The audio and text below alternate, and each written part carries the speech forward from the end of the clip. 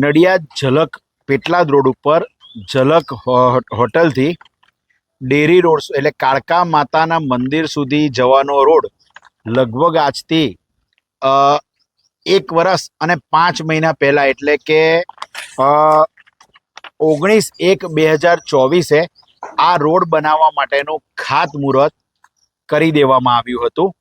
આ ખાતમુહૂર્તમાં નડિયાદ નગરપાલિકાના chief officer હાજર હતા અને આ રોડ સાથે બીજા 10 રોડ બનાવવાનું પણ ખાતમુહૂર્ત કરવામાં આવ્યું હતું। આ રોડ 14,96,000 ની કિંમતે એટલે 14,96,850 રૂપિયાની કિંમતે આ રોડ પર રીસર્ફેસિંગ કરવાનું ખાતમુહૂર્ત કરવામાં આવેલું હતું, પરંતુ આજે 1 વર્ષ ને 5 મહિના થવા છતાંય આ રોડ પર રીસર્ફેસિંગનું કામ કરવામાં આવેલું નથી। એટલે કે આ 14,96,000 રૂપિયાનો ભ્રષ્ટાચાર કરવામાં આવેલો છે, જેનો હું નગરપાલિકાના પૂર્વ ચીફ ઓફિસર સાહેબ ઉપર સ્પષ્ટ જણાવું છું કે આ પૈસા ખવાઈ ગયા હોવાય એવું મારું માનવું છે। આજે એટલે કે 1 વર્ષથી જ્યારે રોડનું ખાતમુહૂર્ત થયું ત્યાર પછી સતત પ્રજાજનોની રજૂઆત હતી કે આ રોડ ઉપર ગટરનું કનેક્શન નથી। વરસાદમાં જ્યારે પાણી ભરાઈ જાય છે એટલે વરસાદ પડે ત્યારે સતત પાણી ભરાઈ જાય છે, લોકોના ઘરની અંદર પાણી ઘૂસી જાય છે, પરંતુ જે તે સમયે નગરપાલિકાએ આ કોઈ પણ પ્રકારનું આ લોકોનું સાંભળ્યું નથી અને આ રોડના પૈસા કોઈ કારણોસર ખવાઈ ગયા છે તેવું મારું માનવું છે। વધુમાં કે 30 ડિસેમ્બર 2024ના રોજ અમે નડિયાદ નગરપાલિકાને એક અરજી કરેલી છે કે આ રોડના પૈસા ક્યાં ગયા, પણ આજ દિવસ 5 મહિના થયા ત્યાં સુધી તેમનો કોઈ પણ પ્રકારનો જવાબ આવેલ નથી।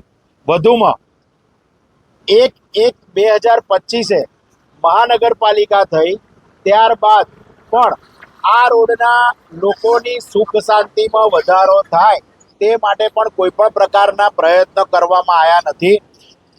3/5/2025 અને 5/5/2025 આ રોડનું સમારકામ થયું નથી, આ રોડ પર રીસર્ફેસિંગ થયું નથી।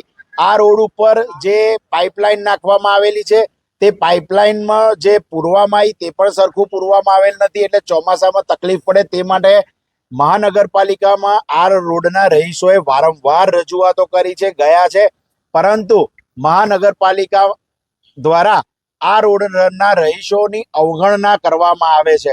વધુમાં કે જ્યારે મહાનગરપાલિકા થઈ છે ત્યારે હજુ મારે ફરી કહેવું છે કે અધિકારીઓએ એસી ઓફિસમાં બેસવાની બદલે નડિયાદના તમામ રસ્તાઓ ઉપર ફરવું જોઈએ। જે રસ્તાઓ ખરાબ છે તે રસ્તાઓને તાત્કાલિક રિપેર કરવા જોઈએ। આ રોડ પર અત્યારે જ્યારે ડેરી નો રસ્તો છે એટલે કે આ રોડ મુખ્ય પેટલાદ રોડ પરથી અહીંયાથી ડેરી પર જવા માટે ખૂબ ઇઝી છે, એટલે ગુરુવારે આ રોડ ઉપર પ્રજાનું અવર જવર પર ખૂબ વધુ પ્રમાણમાં હોય છે। વધુમાં કે જ્યારે આ ડેરી વાળો રોડ પર આગલો માર્ગ બિસ્માર હાલતમાં છે, ત્યાં રાત્રે ગટરોના પાણી ઉભરાય છે। આજ દિવસ સુધી ઘણા લાઇટના થાંભલા ઉપર લાઇટો નથી, જેને કારણે લોકો આ રસ્તાનો વધુ પડતો ઉપયોગ કરે છે।